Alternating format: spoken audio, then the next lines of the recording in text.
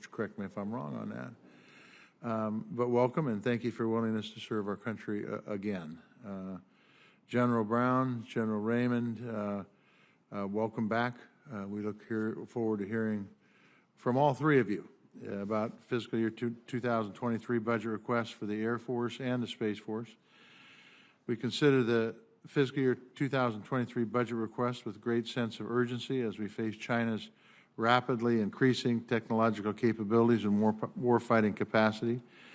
China remains a pacing threat and continues to be the focus as we modernize our military forces. The Department of the Air Force in particular has made significant changes to its future force design and backed that up with sizable investments in modernization, as made evident by a nearly 13% increase in its modernization budget. Your procurement budget, however, remains relatively flat, which raises concerns about your ability to afford purchasing and fielding these modernization programs in relevant numbers. Your proposal shift in force structure also includes decisions to retire legacy aircraft and reduce procurement of relatively new platforms. As you know, divestments can be a sensitive topic around here, so we need to hear from you on the rationale for the proposals you're making, the path ahead to ensure that we have the necessary capabilities when needed, and what tools you have put in place to ensure that you can keep the promises and truly divest to invest. In other words, will new, more modern replacement capabilities show up on time? China's continued military modernization, Russia's invasion of Ukraine, space is a contested domain, as well as numerous threats I cannot talk about here, remind us every day that we have no time to waste. Nor can we waste taxpayer dollars as we rush to get modern capabilities in the hands of our warfighters.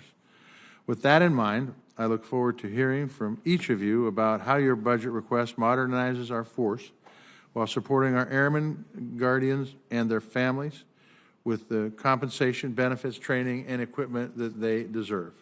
Again, I want to thank you all for appearing here today, and we do look forward to your testimony. Senator Shelby, you have the floor. Thank you, Mr. Chairman. Secretary Kendall, General Brown, General Raymond, welcome back to the subcommittee. As the chairman says, I also want to thank you for being here to present your budgets for 2023 and to provide the committee with an update on the challenges that you're facing and will face in the future. I was pleased to see real growth in the Space Force budget request, which recognizes the contributions of the service and the growing importance of our operations in space. I remain concerned that the Air Force budget request is insufficient considering the needed modernization across the inventory with a rapidly evolving threat. China, as everybody knows, is continuing its efforts to advance its space-based capabilities and accelerating the development of air defense systems that put our forces at risk. Given Russia's use and China's testing of hypersonic missiles, I'm interested to hear what we can talk about here from how this budget request begins to address the difficult task of tracking that particular threat. We must provide sufficient funding to invest in our future technologies while maintaining a credible, conventional, and strategic deterrent for now. To that end, I'm interested, Mr. Secretary, to hear what capabilities you could accelerate if additional funds were made available. Lastly, the overall funding request does not keep pace with inflation. We all know this. I'm concerned that this sends the wrong message to our adversaries. A complex and evolving security environment requires a serious commitment to our national defense. Now more than ever, we must invest in new technologies and capabilities if we're to meet and to defeat current and future threats. I look forward to hearing from you today, and I understand that looking at the overall defense budget, that we're going to have probably a long winter here trying to work that out and try to get more money. Thank you. Thank you, Senator Shelby. Secretary Kendall, you have the floor. Thank you, Chairman Tester, Vice Chairman Shelby, and members of the committee. I'm honored to have General Brown and General Raymond join me in representing nearly 700,000 airmen and guardians. Speaking in 1940, General Douglas MacArthur said the following: "The history of failure in war can almost be summed up in 2 words: too late. What my colleagues and I are trying to do, and what we need your help with, is to ensure that America's air and space forces are never too late in meeting our pacing challenge. Just 1 second. We're having a hard time understanding you. Moving the mic to you. Try to pull it closer if you can. Yeah, it's a bit muffled. Yeah, No, it's not There at we all go. now. Is that better? that's better. Yeah, go ahead. Thank you. Sorry about that. Thank you, Mr. Chairman. Sorry. I'll just start over if that's all right. Thank you, Chairman Tester, Vice Chairman.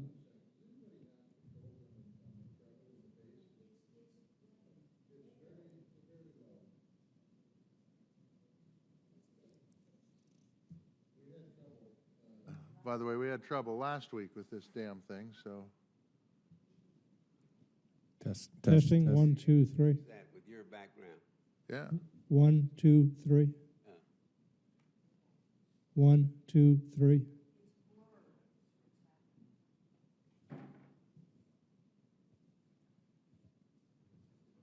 Testing, 1, 2, 3.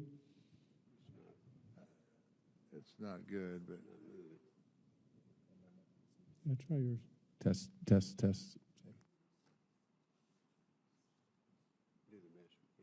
we'll just, we'll proceed, and hopefully we can find some tech guy. In the meantime, I read lips really, really well, Frank, so it'll be good. Now, the truth is, we can pick up most of what you're saying, so it's good.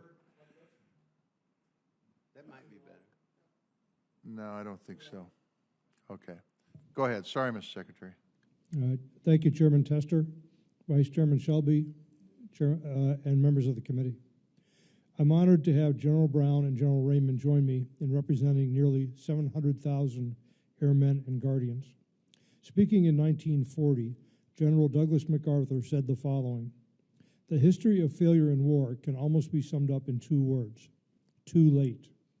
What my colleagues and I are trying to do, and what we need your help with, is to ensure that America's air and space forces are never too late in meeting our pacing challenge, which is China.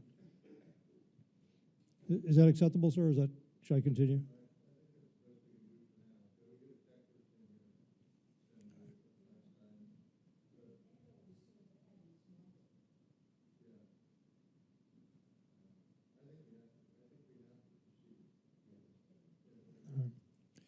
Many of you have heard the China threat briefing that we have been presenting. It lays out China's efforts to develop and field forces intended to defeat our ability to project power.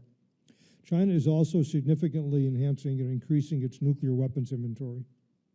Our budget submission provides a balance between the capabilities we need today and investments in the transformation required to address these emerging threats. With the requested budget, Air and Space Forces will be able to support our combatant commanders in the continuing campaigns that demonstrate our resolve. Simultaneously, our fiscal year 23 budget represents a significant early step in the transformation of the Air and Space Forces to the capabilities needed to provide enduring advantage. We're comfortable with the balance struck in this year's budget submission. We also want to ensure the committee understands that hard choices do lie ahead at any budget level. In this request, we're asking for divestiture of equipment that is beyond the service life and not effective against the pacing challenge. These divestitures are necessary to provide the resources required to transform the Department of the Air Force to support integrated deterrence. Change is hard, but losing is unacceptable, and we cannot afford to be too late. We ask for your support for the divestitures we are requesting this year and those in the future. We also request the committee's leadership and support in avoiding a continuing resolution, which would seriously compound any issues we have with inflation. The Department of the Air Force is focused on 7 operational imperatives that will define the necessary transformation. First, if the Space Force is to fulfill its mission of enabling and protecting the joint force, we must pivot to transformational space architectures and systems. Second, we must integrate and efficiently employ air and space forces as part of a highly lethal joint force through the advanced battle management systems. Third, to defeat aggression, we must have the ability to hold large numbers of air and surface targets at risk in a time-compressed scenario. Fourth, our control of the air is being challenged, and we must proceed to an affordable next-generation air dominance family of systems to include a sixth-generation crewed platform and an uncrewed combat aircraft. Fifth, we must have resilient forward basing for our tactical air forces. Six, we must ensure the long-term viability and cost-effectiveness of our global strike capability, including transition to the B-21 from development and into production. Finally, the Department of the Air Force must be fully ready to transition to a wartime posture against a peer competitor. Members of the committee, I look forward to your support as we work to ensure that America's air and space forces are never too late. One team, one fight. We welcome your questions. Thank you, Mr. Chairman. General Brown, you may proceed. Good morning, Chairman Tester, Vice Chairman Shelby, and distinguished members of this committee. I appreciate the opportunity to be here with you today. The world looks to the United States Air Force. Move the mic closer, try that. All right. The world looks to the United States Air Force as a leading example. And a world-class Air Force requires world-class airmen that are organized, trained, and equipped to reign the world's most respected Air Force. But if we do not continue to transform, this may no longer be the case. We must continue to communicate and collaborate with this committee and key stakeholders so we can accelerate change. Last year's budget communicated the Air Force's the nation needs for 2030 and beyond. Our message has not changed in fiscal year 23. We must modernize to counter strategic competitors and must balance between the demands of today and requirements for tomorrow. Failure to do so puts our ability to execute the national defense strategy at risk. It puts soldiers, sailors, Marines, Guardians, and airmen, along with their allies and partners, at risk. It puts our ability to place air power anytime, anywhere at risk. The only way our Air Force and nation will be successful is if we collaborate. We're beginning to see the success of our collaboration. However, continuing resolutions can easily erode our success. This year's budget brought investment in systems and concepts that allow our Air Force to penetrate and dominate in any scenario. We've also been successful in beginning to divest systems that are increasingly irrelevant against the advancing threat. We didn't do this alone. The support of Congress is much appreciated. This year's National Defense Strategy provides us the needed direction. The operational imperatives in the National Defense Strategy are in alignment with what our nation demands of our Air Force. The Air Force we are building is critical to integrated deterrence, campaigning, and building enduring advantages. As a backstop to integrated deterrence, this year's budget ensures our nuclear portfolios are fully funded. Current events are emblematic of how our Air Force is campaigning. We deployed Air Force assets within days, shared vital information, and increased interoperability with our allies and partners. Finally, the Air Force is investing in enduring advantages that allow us to defend the homeland, project air power globally, and operate as a joint allied and partnered force. More than anyone, I value investing in programs that allow all of our airmen and their families to reach their full potential. As the United States Air Force celebrates its 75th anniversary this year, we are committed to remaining the world-class Air Force America can be proud of. I'm certain this year's budget is another step towards the transformation of our Air Force. We must continue to communicate and collaborate so we can accelerate change. Thank you for the opportunity to be here with you today, and I look forward to your questions. General Raymond. Good morning, Chairman Tester, Vice Chairman Shelby, and distinguished members of the subcommittee, or the committee. It's an honor to appear before you today with Secretary Kendall and General Brown. On behalf of the almost 14,000 Guardians stationed around the world, let me begin by thanking you for your continued leadership. As we testify before you today, we find ourselves at a strategic inflection point where we are faced with an acute threat from Russia and a pacing challenge from China. The Russian invasion of Ukraine has showcased the importance of space to all instruments of power. It is clear that the character of war has changed, and space is foundational to that change. However, Russia's recent direct ascent anti-satellite missile tests last November is just the latest evidence of efforts to deny our nation the advantages that space provides. Just as concerning, our pacing challenge China is integrating space into their military operations to detect, track, target, and strike the joint force. We cannot allow potential adversaries to gain an unchallenged ability to conduct space-enabled attacks. Our joint forces will remain at risk until we can complete the transformation to resilient architectures. This is critical to supporting all aspects of the National Defense Strategy. To remain the world's leader in space, the President's budget request prioritizes space and invest $24.5 billion to ensure our assured access and freedom to operate in the domain.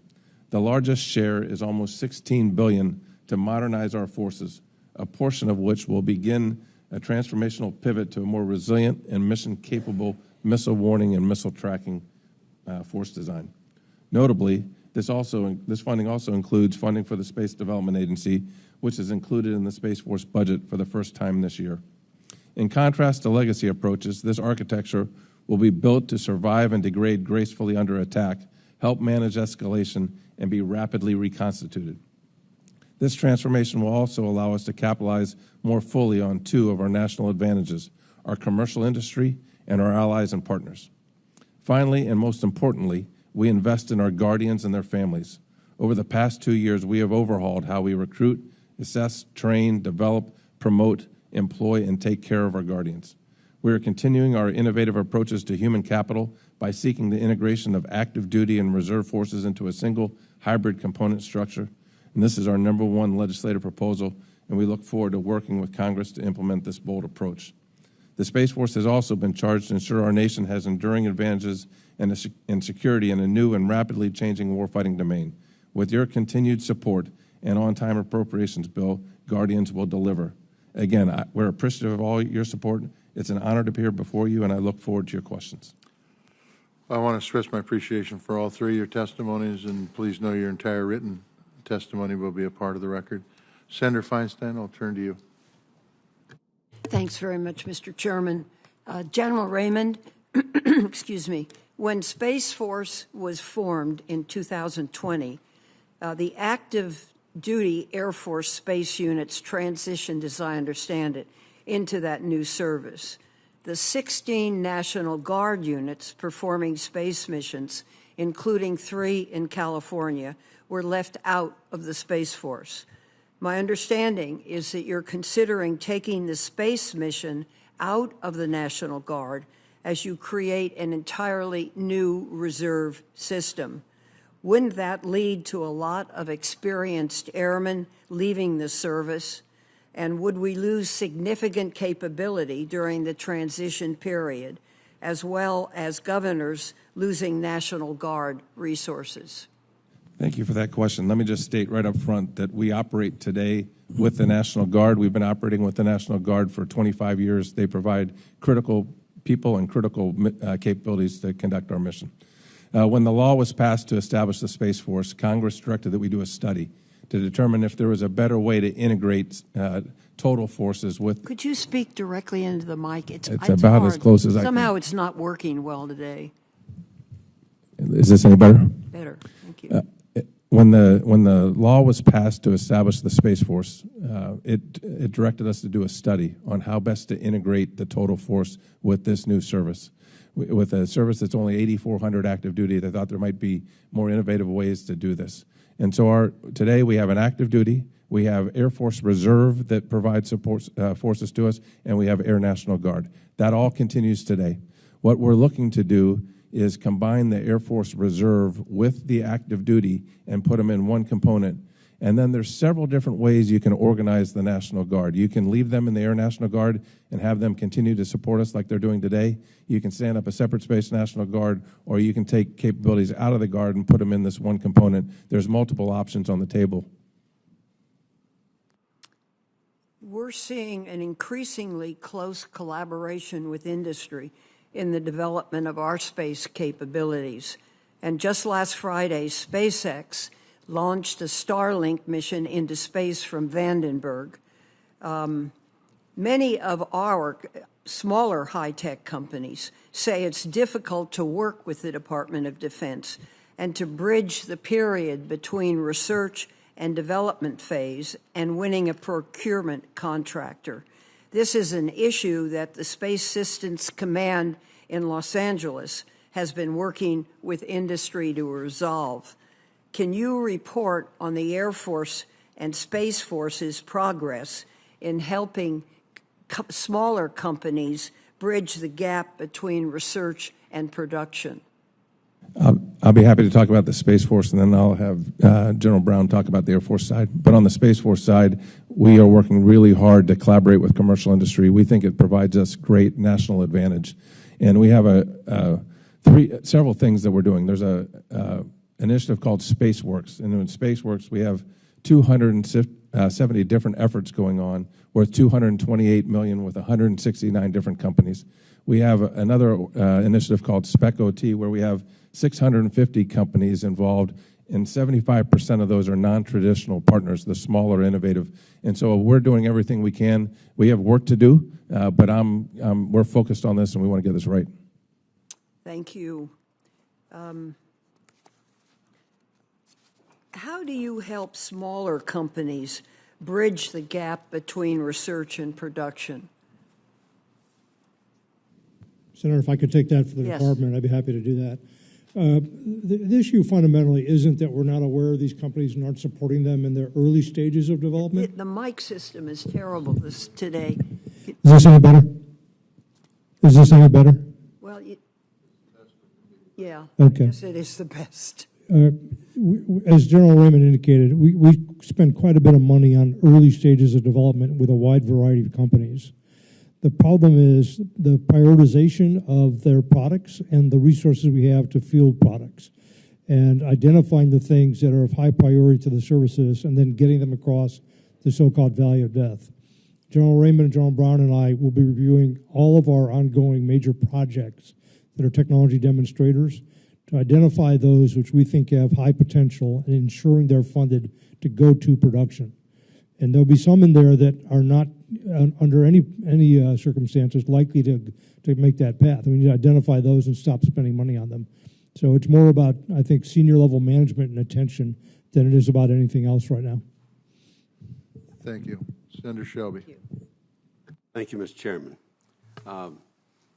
Russia has launched multiple hypersonic weapons as part of their invasion of the Ukraine, and China is continuing to develop its own hypersonic weapons. The speed and maneuverability of these weapons makes them much more difficult to track and defend against. General Raymond, I'll direct this to you. Can you discuss here how the Space Force plans to address this growing threat? And also to General Brown, do you have anything to add from the Air Force perspective? First, General Raymond. Thank you, Senator Shelby. The cornerstone of our budget request this year is to make a pivot, to transform to a more resilient architecture. That's a high priority, isn't it? It's the number one priority for us. It's our number one mission. And what we're doing is diversifying our architecture, and for two reasons. One, we need to be able to detect that hypersonic threat, and two, we need to be able to protect from a space threat. So the cornerstone of our budget gets after that challenge. General Brown, you have anything to add to that? What I would add to that is very much depending on what the Space Force does and that architecture to do the warning. And then as the Air Force, our job here for air superiority is to be how do we respond to that particular threat.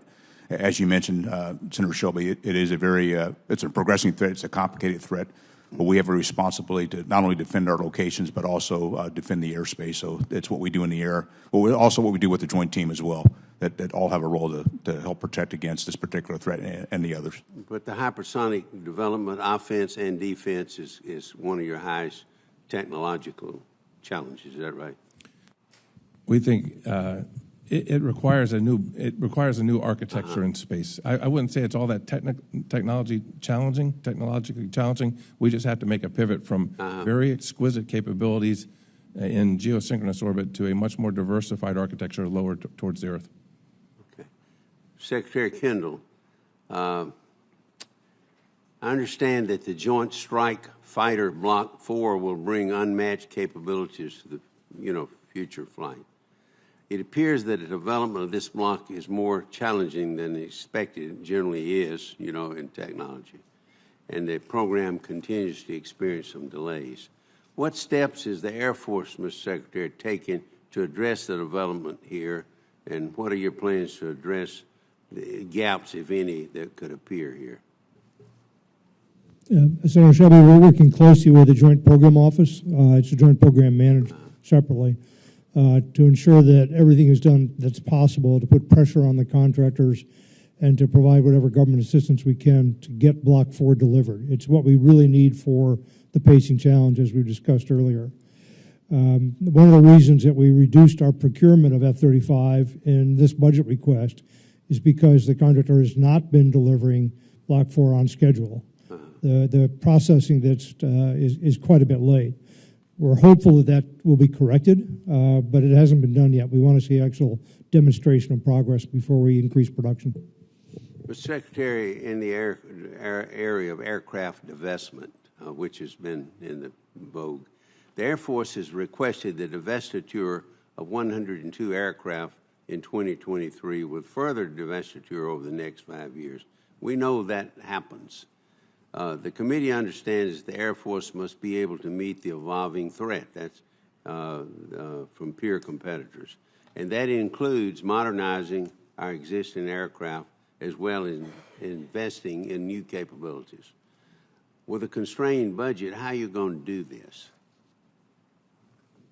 We're trying to manage ourselves through this transition, and we're trying to manage risk as it changes over time. The risk to the United States' ability to do its mission, the Air Force and Space Force to support power projection in particular, is increasing over time. So we have to move to future capabilities that are better than our legacy capabilities. As you mentioned, we're doing that through upgrades to programs like the F-22. We're acquiring F-15EX, which is a more modernized version of the F-15. And we're trying to get to Block 4 for F-35 as quickly as we can. We're also funding the Joint Advanced Tactical Missile, JATM, which will give us increased capability as well. So there's a wide spectrum of things we're investing in to try to get to the future.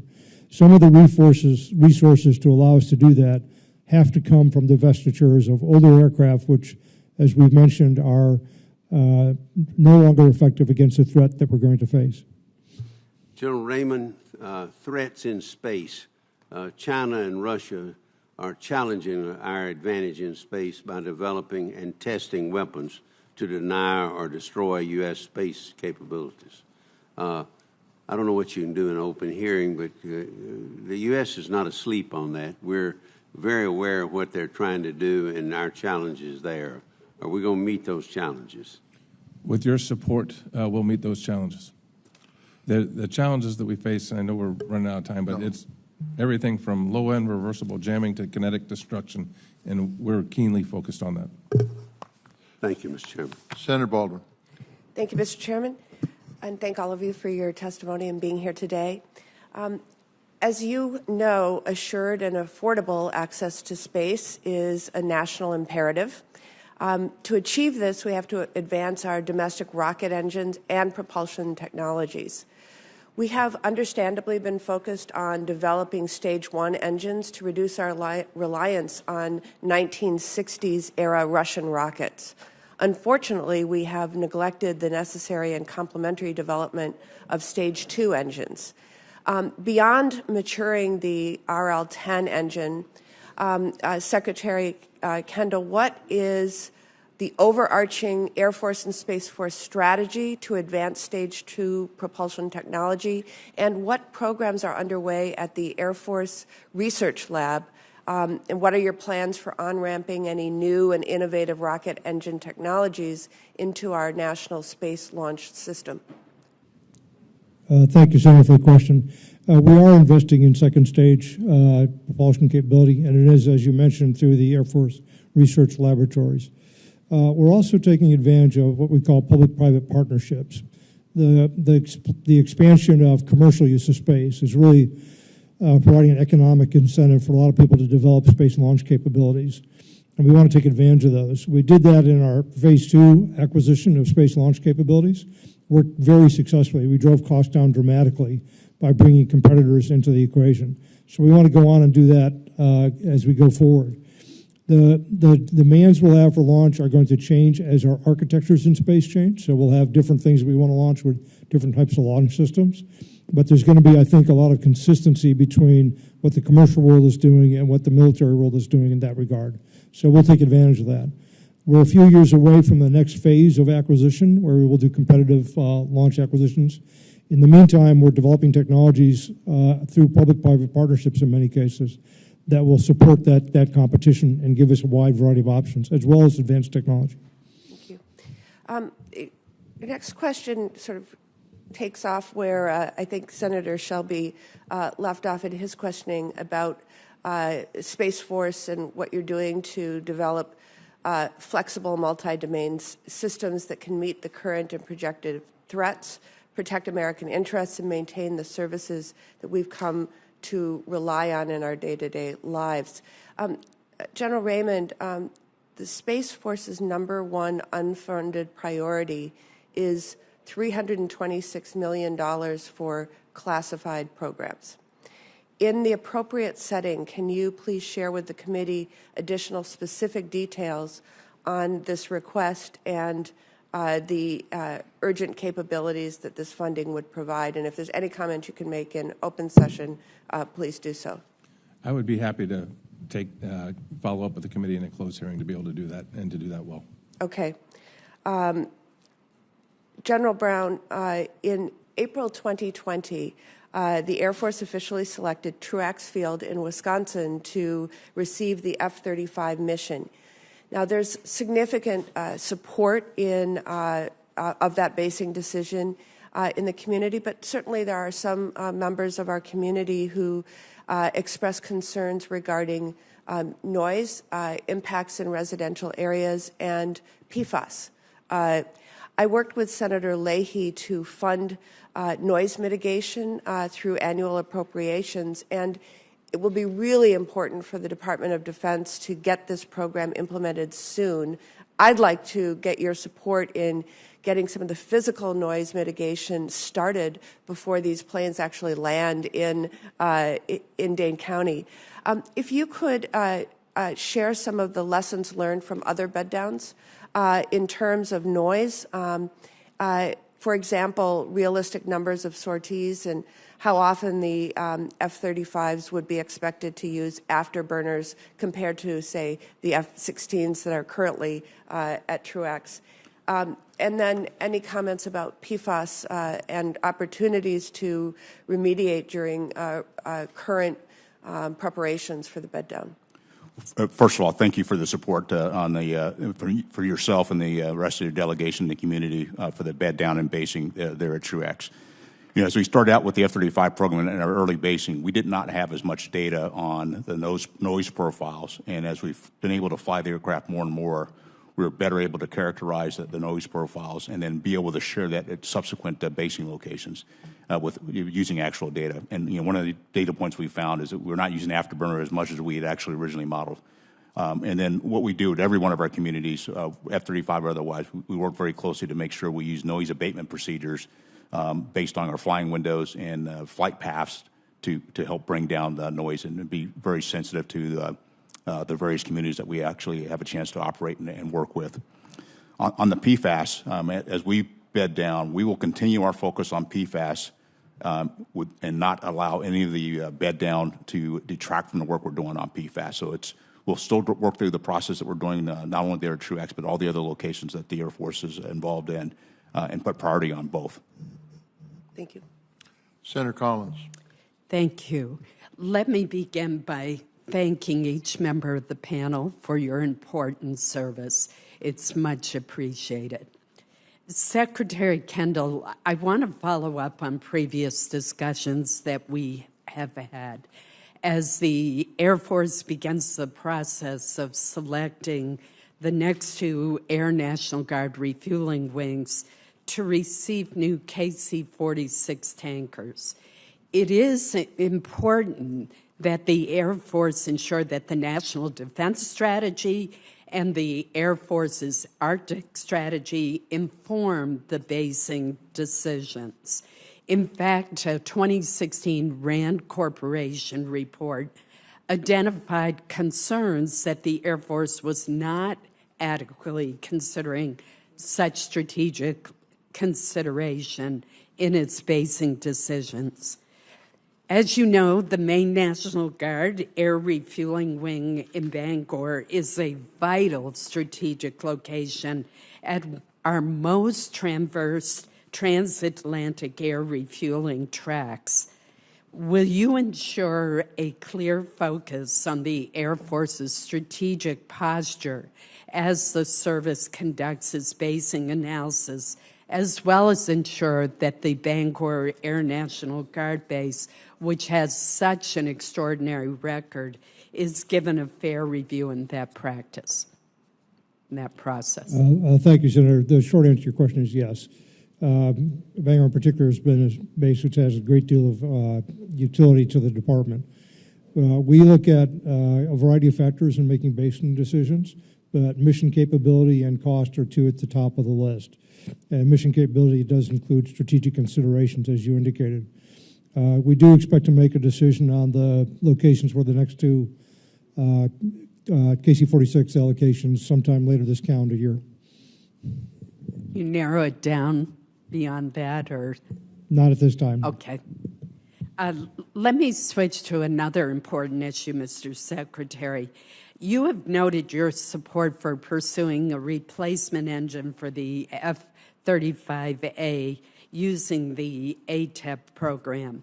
You've also identified about $6 billion in development costs associated with getting the new engine developed and into production.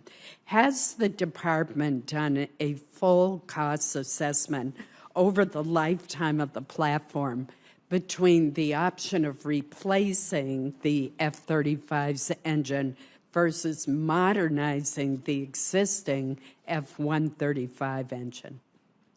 Senator, there are a number of options to improve the performance of the F-35 engine. The problem we have is that it's a fairly complicated situation. You have three variants, of course, right? The Army, the Navy, the Air Force, and the Marine Corps. And the program that we've been funding for a long time, which has the most impressive technology at this point in terms of fuel efficiency and range extension and so on, won't go into all three of those aircraft. At best, it will go into two of them.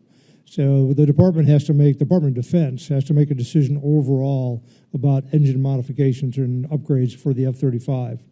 I expect that process to take place over the next few months as we build the 24 budget. What the Air Force has funded is continuing the ATP technology development, but we're going to need to have a decision at a higher level about the overall program for F-35 engine modifications and upgrades. That leads me into my final question about this, and that is, have the Navy and the Marine Corps, or even the F-35's international partners, agreed to the concept of replacing the F-135 engine with the new ATEP engine? The short answer is no. Each of these services and each of our partners is in a different situation with regard to the economics of doing that and the performance requirements. We have the largest fleet in the Air Force. We will have the largest fleet. So we have the greatest interest in this, I think. But there's a significant cost associated with a brand new engine and development of that. It's less expensive to do an upgrade, perhaps, and get increased performance, and then there are other options in between. So again, it's a complicated situation, and we're going to have to sort it out at the DoD level as we go through the process of preparing the 24 budget. Having just been in Sweden and Finland yesterday, I know how important it is that we have interoperability with our international partners, especially as we welcome those two countries, one of which has made a major purchase of F-35s into NATO. Thank you. I've had a change of heart. Senator Moran.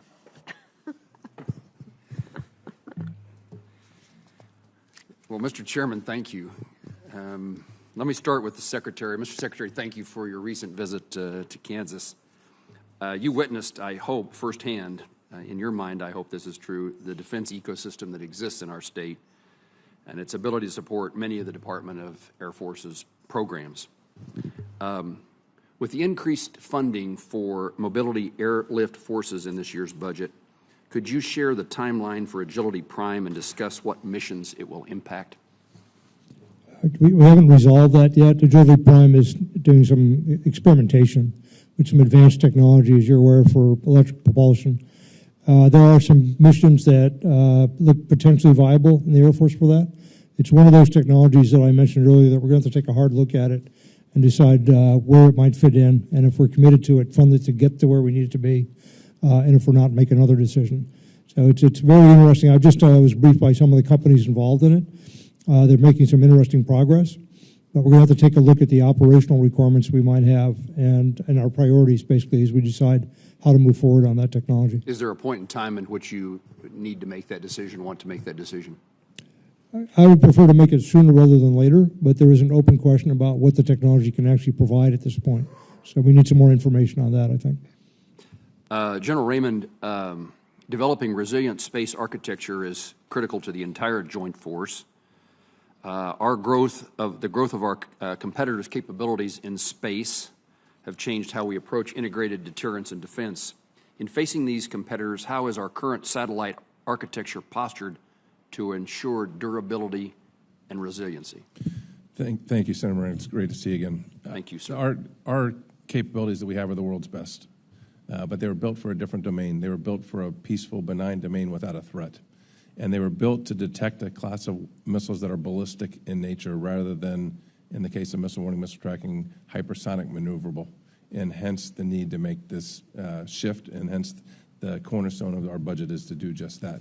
Again, world's best capabilities, but designed for a different domain. They're very large, they're very few in numbers, and they're not very defendable. What we're trying to do is just like you do with your financial portfolios, where you diversify your financial portfolio so you don't go broke if one stock takes a tumble. We want to do the same thing with our satellite architecture. Tell me then what the Space Force is doing to develop a flexible, responsive, reusable, and multi-domain system that can meet current and projected threats in space. Again, the cornerstone of this budget request is this shift to a more proliferated architecture. It allows us to take advantage of commercial industry in a far greater way than we can do today, and allows us to take also advantage with partnerships with our allies and partners. And we think together we'll be able to make this pivot. Our projections for IOC are the 27 timeframe, and we're getting after this in a very expeditious manner. And finally, General Brown, the administration recently announced the establishment of the Additive Manufacturing Forward program. I understand it to be a program that's designed to develop partnerships between large equipment manufacturers and smaller, medium-sized suppliers to speed up the advancement of technology and manufacturing. We have in our state significant research capabilities at our educational institutions, and we have manufacturers, large and small, that are valuable in this effort. How do partnerships that this Manufacturing Forward program, how do those partnerships assist the Air Force in achieving its operational objectives? Well, I personally find great value in the partnerships that we build with small companies, with academia, because we bring in the best from across our nation, not only those in uniform or in the Department of the Air Force or Department of Defense, but a lot of the outstanding work that's happening in our universities and other companies. And so we all learn from each other as we move forward, because it all does contribute to our national security and how we advance as a nation. And so there's plenty of opportunities with, as we work with AFWorks, for example, with Air Force Research Lab, and how we make those connections between, not only between the Air Force, but also with the small companies. And it's also pushing us a bit as a department, how we work a little bit differently in our approaches to bring in technology and innovation, and spur that also internal to the Air Force as well. Does the Air Force intend to make investments in those small and medium manufacturers? We do, and we use AFWorks to do that. One of our challenges, as the Secretary highlighted a little bit earlier, is how do we take some of these ideas and prototypes and get them across, as we call it, the valley of death, and then into beyond prototyping, into meaningful operational capability. And that's something we got to continue to work on to ensure, and then make some decisions on which of the technologies are actually going to add value and which ones still need to develop, or it may not have a military application. Senator Collins is always so gracious in thanking you all for your service. To sound repetitive, I would join her in those remarks. And this is always one of the most distinguished, highly educated, important panels that we have in front of our committee. Thank you for your service. Senator Bozeman. Thank you, Mr. Chairman, very much. And again, I would echo that. We do appreciate your service. You all are all very talented people that could be doing other things, but we appreciate your service to the country in so many different ways. The Air Force's fiscal year 23 budget increases experimentation and prototyping efforts for hypersonics. Specifically, you've requested $650 million for hypersonic prototyping. Secretary Kendall, how fast is China modernizing its hypersonic defense capabilities, and are we keeping pace? Yeah, thank you, Senator. China's had a fairly aggressive hypersonics program for some time, and they've been focused on boost glide vehicles, ballistic vehicles. I've been asked about the comparison between the U.S. and China before, and I'd say that we're comparable. The U.S. is ahead in some areas in terms of technology. The Chinese are doing more in that in some areas. The U.S. is ahead, I think, in air-breathing hypersonics technology. The Chinese have been doing more most recently with boost glide vehicles, and they're moving more aggressively towards fielding of their systems than we have been. But it isn't a race between the U.S. and the Chinese to field hypersonics. It's really about a race for technological superiority and a ability to do the missions that we need to do with our militaries, and in particular to service the target sets that we're concerned about operationally. And they're not the same. It's not a mirror image situation. So I'm not overly disturbed by what China has done in hypersonics. I am disturbed by what they've done in longer range missiles in general, including their conventional ones. So we're both investing. The Air Force is investing in a program called Arrow, which just had a successful flight test yesterday. So after 3 failures, they've had a success, which indicates good progress. We have some more tests coming up this year. We declined to fully fund Arrow for production, which was the original plan in this budget. We want to see successful flight tests before we do that, and that's still our position, but we're encouraged by what just happened. We also have another program called HACM that we'd have to talk about in a classified setting. So we are investing in that area, both for boost glide and for the air-breathing concepts. And I think we'll continue to do so. There will be a role for hypersonics in our inventory. Because of their very high cost, I don't think it will be replacing entirely or even nearly replacing more conventional weapon systems, though. So I know we have some challenges in that area. Do we need to, as far as the infrastructure for testing and things like that, do we need to maybe look at that, maybe beef that up? Is there anything we can do as a committee to help you in that regard? Yeah, we do have investment for infrastructure. I can't remember the exact number, but we have several $100 million, I believe, in infrastructure. It's a combination of funding from the Secretary of Defense's office, the Test Resource Management Center, as well as from the Air Force itself, and I think others. We think that's adequate to meet our most high priorities for infrastructure investment. Very good. Thank you, Mr. Secretary. General Brown, the U.S. is certainly trying to strengthen our relationships by building our partners' capabilities, and with all that's going on in the world right now, that's certainly shown its importance. Recent reports indicate that several of our allies plan to purchase F-35s. I understand the current plan is to train our ally partners to fly the F-35 here in the U.S. Why is that important?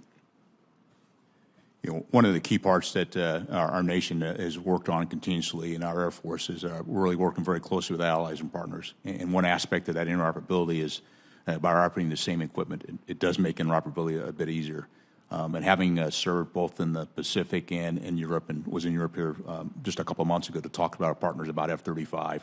But it's not just F-35, it's what our airmen do day to day in building those relationships and the exercise we get to participate in that help us bring forth that interoperability that make us better. And we're seeing that today in Europe, how closely our allies and partners are able to work together and how quickly we're able to come together based on our long-term relationships.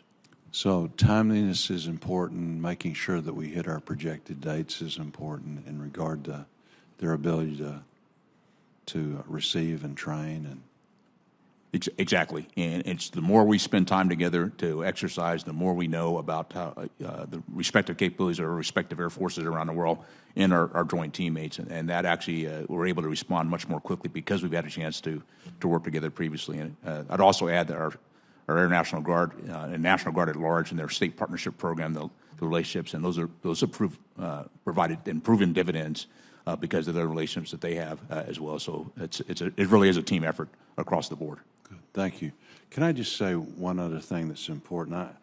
And General Brown, we talked about this a little bit on the phone the other day, and you were very gracious. But we have a situation where the overseas cost of living allowance is going to go down like 45%. There was an article today that in Europe, energy prices are going to go up 26%. So we've got this kind of perfect storm brewing there. And certainly, you know, with retaining our personnel, getting personnel, the list goes on and on. I know you're looking at that, and I appreciate that, but I do think that this is something that's important, and I know you know it's important too. So thank you all very much. Senator Murkowski. Thank you, Mr. Chairman. Gentlemen, thank you. Appreciated the opportunity for conversation last week and the opportunity to continue that this morning. Let me start first with you, Secretary Kendall. This relates to the KC-135s and the basing timing on all of that. You noted during our meeting that the Air Force is likely to delay the basing of KC-135s in the interior there as the community deals with the issue of housing as they anticipate this influx of personnel. As we discussed, the Fairbanks North Star Borough has been working hard on this with the local community to accommodate the 3,500 new active duty airmen that are coming, many of whom are here with the F-35s. But I just want to get your commitment here today that, again, the Air Force will continue to work closely with the community to ensure that the basing of the KC-135s are completed as quickly as possible, and then also that you can just keep the Alaska delegation informed here on the requirements necessary to remove this non-concurrent travel stipulation for the assignments there at Eielson. Absolutely, Senator Murkowski. I want to express my appreciation for your support in working with communities in Alaska to get the housing that we need. I know a lot of effort has gone into that, and it's really appreciated. I think we'd all like to get out of this unaccompanied situation as quickly as we possibly can. So we are committed to bringing those additional aircraft, the 4 tankers up to Alaska. The F-35s, I think, are already there. So we are going to have the people come. We want to get them there and get them into permanent housing. So as soon as you can do that, the better. And as soon as we can lift the restraint, we'd love to do so. So we're happy to work with you on that. Good. We want to get them as soon as possible. We also want to make sure that their families are well taken care of, and the community knows we have that responsibility. It's interesting to follow Senator Bozeman with his question on the cost of living issues. One of the issues that's been raised by the local community there in North Pole and in Fairbanks is that the basic allowance for housing is not sufficient to cover the realistic housing costs. Again, a financial stressor that makes it difficult. We just received this copy of analysis from ADA, which is our Alaska Industrial Development and Export Authority initiative, effectively suggesting that the BAH needs to be revisited because of the discrepancy here. So I know that this report has been provided to Air Force, but I'd like your commitment to work with our local developers to better understand their data and support the DoD in ensuring that BAH calculations actually reflect the true and, as you know, the very unique market dynamics of living in the North. Absolutely. BAH and increases in BAH recently have been a problem across the department. Secretary of Defense Austin has been focused on this as well. So we have done some out-of-cycle things. We have done some things to try to make sure we can accommodate people when housing prices go up quickly. Now, in terms of longer-term things, we'd be happy to work with you and try to understand that. We want to give our airmen and guardians, the resources they need to live in the communities where they're assigned. So we will work closely with you on that. Good enough. One of the other issues that I raised was the replacement for the E3s, for the Awax. Excited to hear about the E7 wedge tail. The concern, of course, is this gap between when the E7s come on. we've been hearing for years that our E3s are unreliable. They can fly less than 50% of the time due to just the aircraft breaking down with their engines, their hydraulics, their airframes. And yet we understand full well how critical this is to our Homeland Defense missions. So I understand that the timeline for procuring the E7 and replacing the E3s is longer out than many would have hoped. But the concern, again, I have is that we're going to see our E3s flying much less than 50% of the time before we're really ready to do this swap out. So if you can give the committee any update in terms of what you think that timeline might be, and whether you can provide any assurance that Alaska might be considered for that first basing location of the E7s. Yeah, the second part of your question, Alaska is very important for that mission for Homeland Security and for other missions. So it will compete very well for E7 locations. We haven't made those decisions yet, obviously. Understood. The timeline is driven by the period of time it takes to get an aircraft built. They're commercial aircraft that have to be built for us. That takes about 2 years, and then it takes about 2 years to modify them to convert them into the early warning and battle management system that we need. We are looking at ways to try to accelerate that process, and we're trying to be as creative about that as we can be.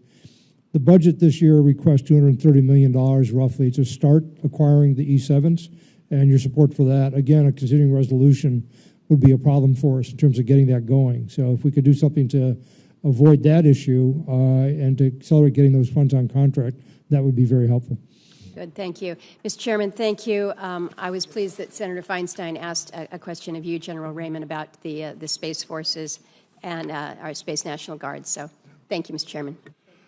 Thank you. Before I get to Senator Hoeven, I'll do my Q questions now, and it's been referenced in previous questions, but China's modernizing military. We've seen recent hypersonic tests with a glide vehicle capable of launching a warhead. We're not in classified session, so if you want to walk through the modernization programs to counter that, you can. What I'm more concerned about is what the major challenges to those modernization programs are. Yeah, we'll just stop right there for now. The modernization programs generally for conventional deterrence fall under the 7 operational imperatives that I listed when I gave my opening statement. We also obviously have modernization programs in the strategic deterrent, and we're fully funding GBSD, the B-21, and NC-3, nuclear command and control, and the long-range standoff weapon. So those things are being done to recapitalize deterrent. They're kind of at the top of our list.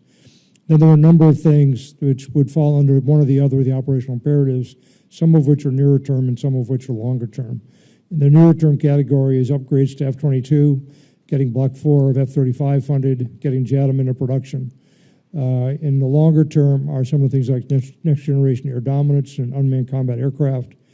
Airborne battle management kind of fits into battle management in general. Advanced battle management kind of falls into bins that cover, a continuum of fieldings, basically. Strengthening our bases, making them more resilient is something that we can do some things about fairly quickly and other things which will take more time. So there's a wide mix of things. We're looking at greater operational performance or capabilities from space under the Space Order Battle. So we've started the transformation there to resilient systems. We have a lot more work to do, I think, on the side of protecting our forces from other people's assets in space. So there's more work that needs to be done to define that. So there's a wider variety of things. When I talk about the need for hard choices ahead, it's because we need to transform so much of our current capabilities into the advanced capabilities that we're going to need to take on what is truly becoming a peer competitor. And we are in a race for technological superiority. There's no question about it. China is very actively fielding the systems that it thinks will defeat the United States' ability to project power, and we have to respond to that. General Raymond, can you tell us, at least, and if you can't, that's fine, but about China's test and whether Space Force investments are sufficiently aligned to ensure our capabilities in space? Sure, the Space Force investments are directly in line with the National Defense Strategy and directly in line with being able to successfully detect and track the threat that you talked about. And that's the foundation of our budget requests. And we're moving along on a appropriate timetable. Yes, sir. In the budget request we fund to IOC, we'll begin launching satellites at the end of 24, early 25, and reach IOC in 27. Okay. And so, General Brown, from an Air Force capabilities standpoint, what are we investing in to maintain our air superiority? Well, Secretary Kendall hit most of the key points, but what I would tell you, Chairman Tester, there is a mix of capability, and when I look at it, our fighter portfolio and the 4 fighters we're investing in with next generation air dominance, upgrades to the F-22 that will be replaced by next generation air dominance, the F-35, and the F-15EX that we're bringing on.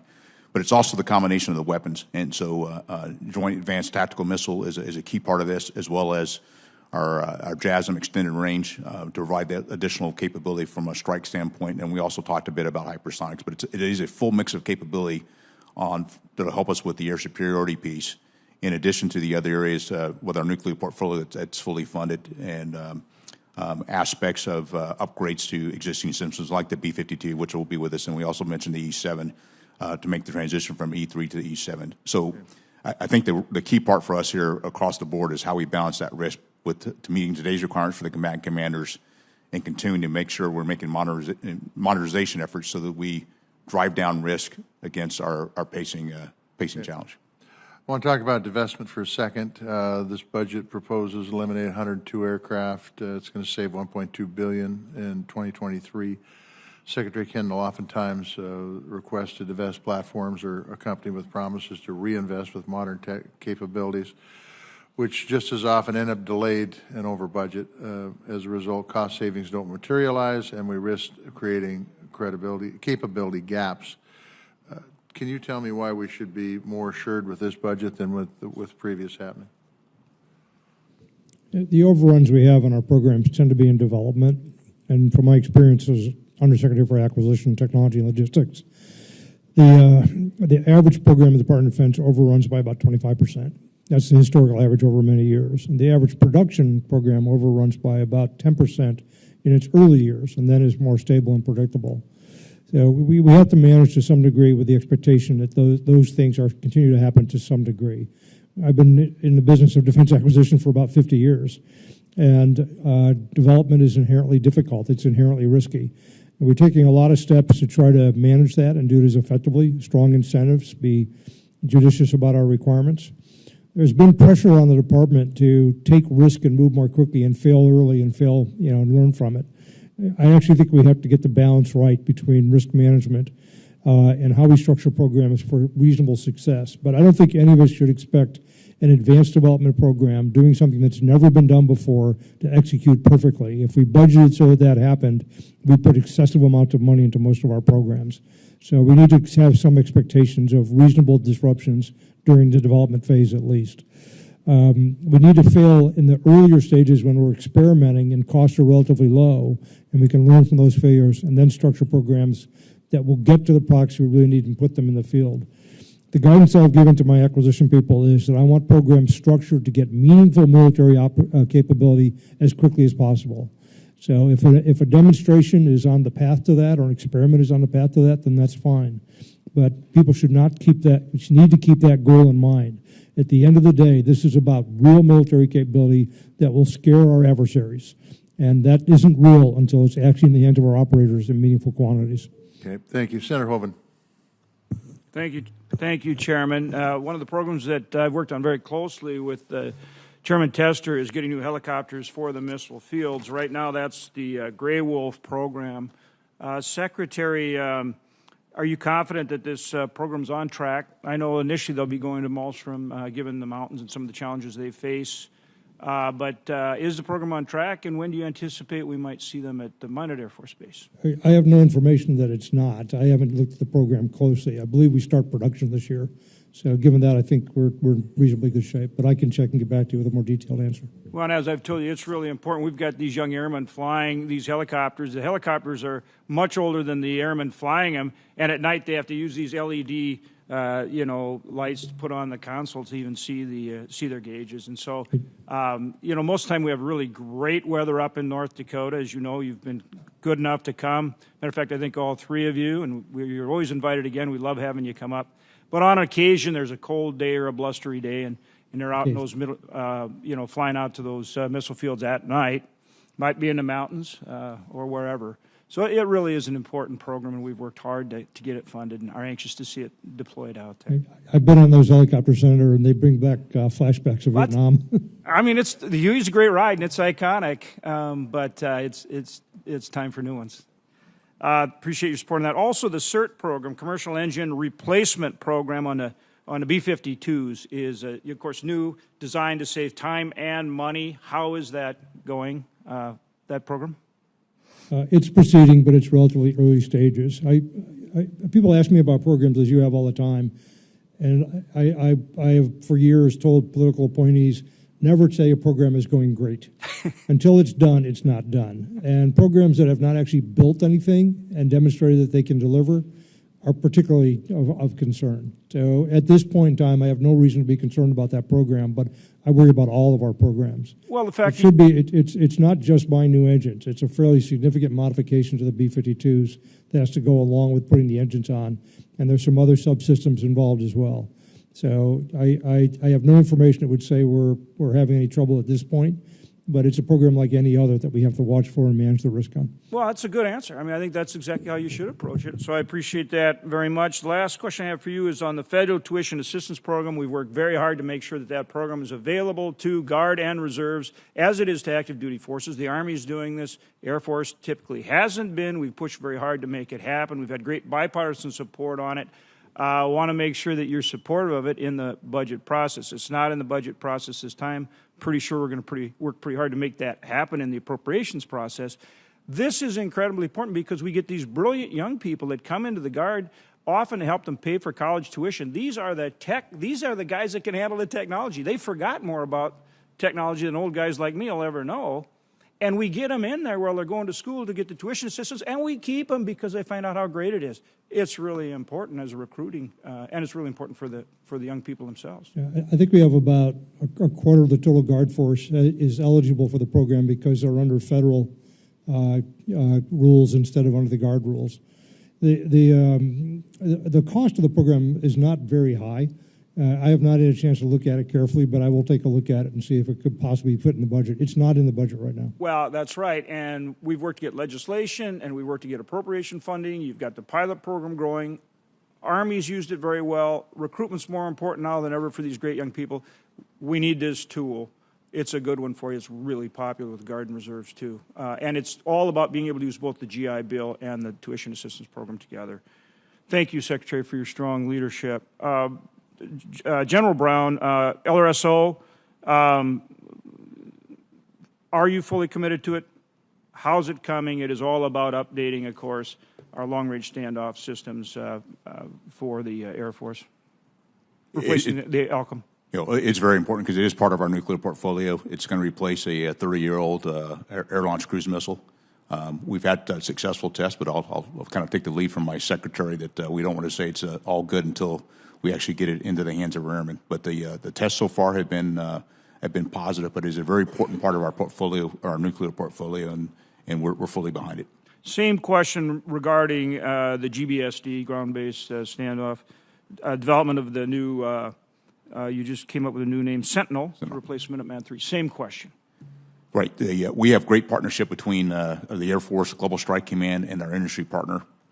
Great continuing dialogue. Right now, all the things that we're working towards are keeping that program on track. It's fully funded, just like the rest of our nuclear portfolio. And so I'll just tell you that I get about quarterly updates with the CEO from our industry partner when we talk about this particular program. So it's on a positive track. We want to keep it on that positive track. MQ-9, with what we're seeing in Ukraine, and no matter where we are in conflict, you all always have to be there, and you always have to be there in new, innovative, and creative ways with technology that is, meets the needs of all the other services, as well as, defeats our adversaries or helps our allies defeat our adversaries. So what about the MQ-9, your commitment to it, and also the replacement platform to make sure that, I know how much in demand that capability is, to make sure you have that capability now and in the future? Right. And so we look at our ISR portfolio, which the MQ-9 is part of. We want to make sure that we have a portfolio that is capable of operating in various environments. The MQ-9 is a very good platform in an uncontested environment or lightly contested environment. And so we want to have a balance. We want to keep the MQ-9. We'll continue to keep the MQ-9 and do modifications to it. But it's also the mix of other capabilities that we can talk more about in a classified session, which you and I have talked about before, that brings that mix of capability. The upgrades that we put into the MQ-9, we want to make sure it is still viable and still has its capability to be able to operate, particularly as you start to see more and more challenges around the world, and balance that against the other capabilities that we would use in a classified capabilities that are connected, persistent, and survivable in all types of scenarios. Senator Moran. Mr. Chairman, just a question for you. Will there be a chance to ask some more questions after the second round? Well, yeah, go ahead. Okay. We'll give Senator Moran one, then I'll give you one, and then you can put the rest in for QFRs. Fantastic. Thank you. Chairman Tester, thank you. Gentlemen, what have you learned as a result of the Russian invasion of Ukraine and what then has transpired?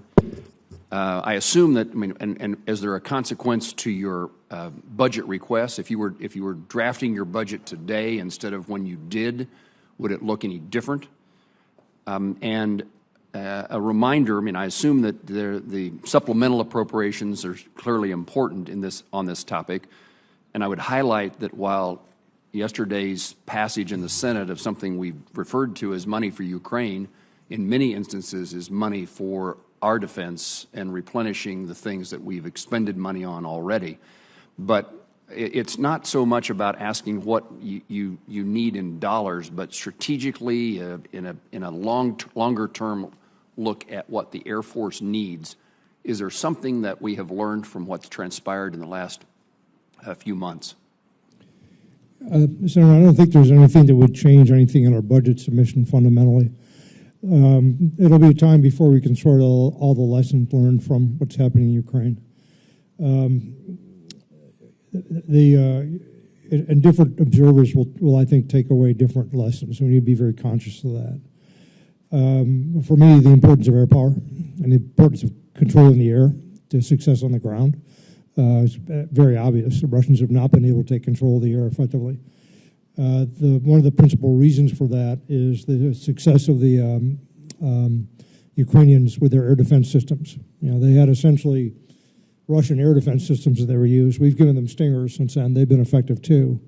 But they've been able to keep those systems alive against what is essentially a fourth-generation threat.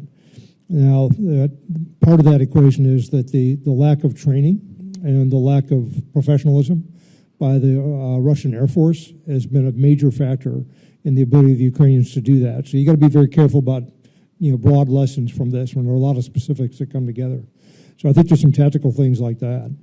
At a higher level, the unity of NATO and its value, I think, as an alliance has been made very, very clear. President Putin made some very severe miscalculations. He miscalculated about his own military. He miscalculated about the willingness and the capability of the Ukrainians to fight. He underestimated NATO and our resolve. He underestimated the West in general and our allies around the world. And he's suffering very severe economic sanctions that I hope will be in place for some time as a result of what he has done. And we have Sweden and Finland applying now for NATO membership. So he's getting the opposite of the consequences. He failed to accomplish his objective, and hopefully he will learn something from this. And we won't have to deal with anything like this again. Another major lesson, of course, is that major power aggressions do occur. They're not a relic of history. And this is, I think, an emotional event for an awful lot of people to see this actually happen, to see a country like Russia roll into a country that has done nothing to provoke the attack the way he has here. It's the thing that we most need to deter. In the budget that we presented, the operational imperatives that we're working on, the strategy with integrated deterrence and so on that the secretaries lay out, are all about making sure that we can deter an act just like this from happening anywhere in the world, but particularly from a major power like Russia or China. Do you expect our NATO allies to continue to be supportive, that's long-lasting in this effort, and can we be successful in getting them to increase their support? I do, and I think that I give Secretary Austin, Secretary Blinken in particular, a lot of credit for their work with NATO and the President.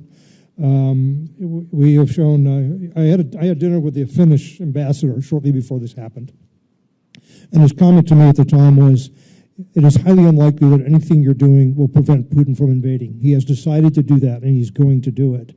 But the way you're working with your partners is preparing us to deal with the aftermath of the invasion very effectively, and that's exactly what has happened. The other thing that the administration has done, I think, is to use intelligence incredibly effectively to build credibility for what we were going to say. And we were telling our allies and partners what was going to happen, and then it did happen. And I think that was very valuable to the administration, to our country, and to our national security in general. So I think we have had a very good course. I really appreciate the support of the Congress over the last few weeks as we've asked for money and funds and authorities and so on to address this issue. The bill that's up here now, I think, is very important to continuing that effort and showing our resolve. So what you have done is deeply appreciated as well. Thank you. Senator Hoeven. Thanks, Mr. Chairman. General Raymond, the Grand Forks Air Force Base is going to be part of SDA's new network, the LEO network, Grand Forks, along with Redstone, Alabama. That's very important to us, and we've actually done quite a bit in the appropriations process to make sure that that happens and proceeds on time. We've made a substantial commitment to that, as you know, in the current fiscal year, and we intend to continue to do that.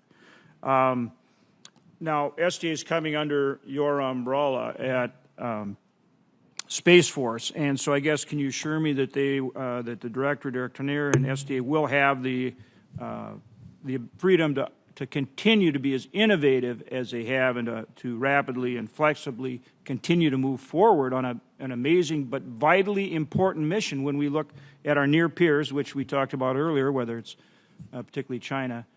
Making sure we have the technological advantage on everybody. Are they going to have the freedom to do what they need to do to continue with their LEO and other missions? Yes, sir. First of all, I was in a helicopter over North Dakota this weekend in a wind warning, and I'll tell you. I heard you gave the address at I gave the commencement address. right? Yeah. Yes, sir. It's a big honor to be there. I'm sure it was and I'll great. tell you, the Army National Guard provided great support out of Bismarck, and I really appreciate it. Thank you for doing that. Had an opportunity to go visit the folks up at Cavalier as well that are doing great work. But to get to your question, we want SDA to come in and be successful. In fact, we've taken SDA's capability and integrated them into our overall force design to get after this missile warning and missile tracking, and then to also get after a space data transport layer. It's of critical importance. The Secretary has given very clear direction that although they don't come in until 1 October of this year, we're treating them like they're in today.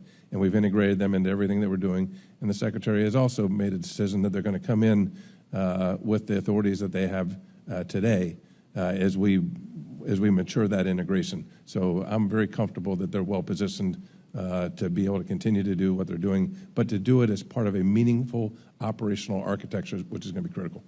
Yeah, Mr. Secretary, I welcome any thoughts you have there as well. As General Raymond indicated, we're dealing with SDA today as if they were already part of the team. We're anxious to have them on board, but I think the transition is going to be very seamless. Okay, I want to thank all three of you for your support in terms of that technology.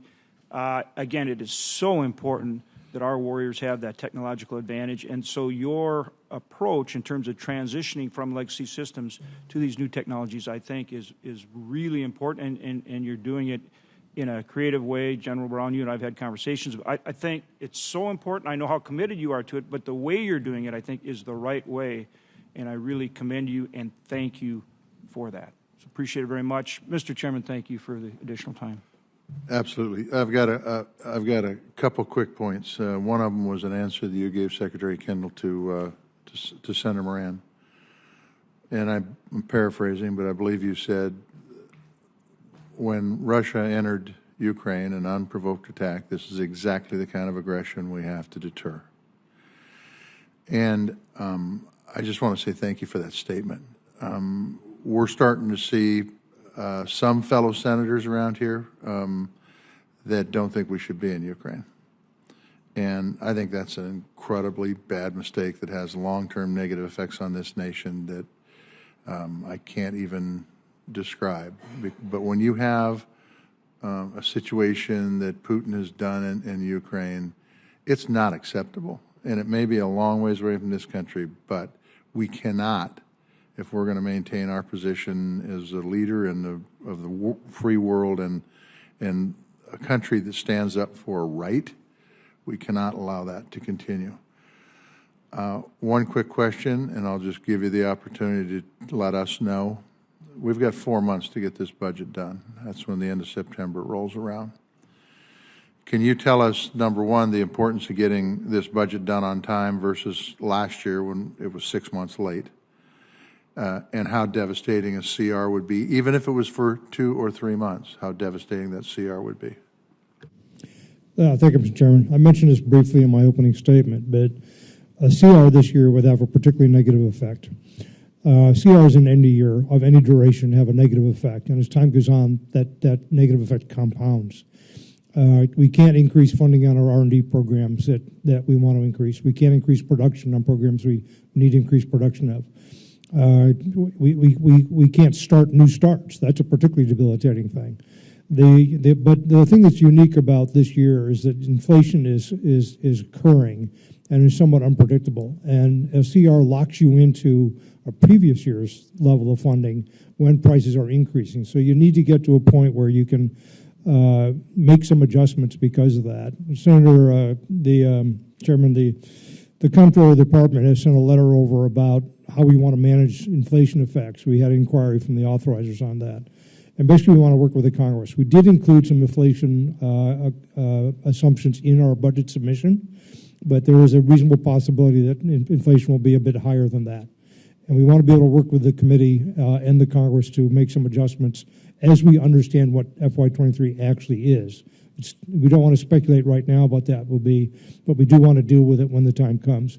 A CR would make that even more difficult. So it would add to the difficulties we would normally see under a CR. So appreciate your support and support of the committee for getting budgets passed and appropriated on time. Okay, well, I want to express my appreciation for all three of you being here today. I also want to echo the statements of my previous senators talking about how truly professional you guys are, and I appreciate that. For the senators, you may submit additional written questions. We would ask, if the questions are submitted, that you guys respond to them in as appropriate time period as possible. This Defense Subcommittee will reconvene on Thursday, May 26th at 10 a.m. to hear from the Navy and the Marine Corps leadership on the FY23 budget request for the Department of Navy. And with that, we stand in recess. Thank you.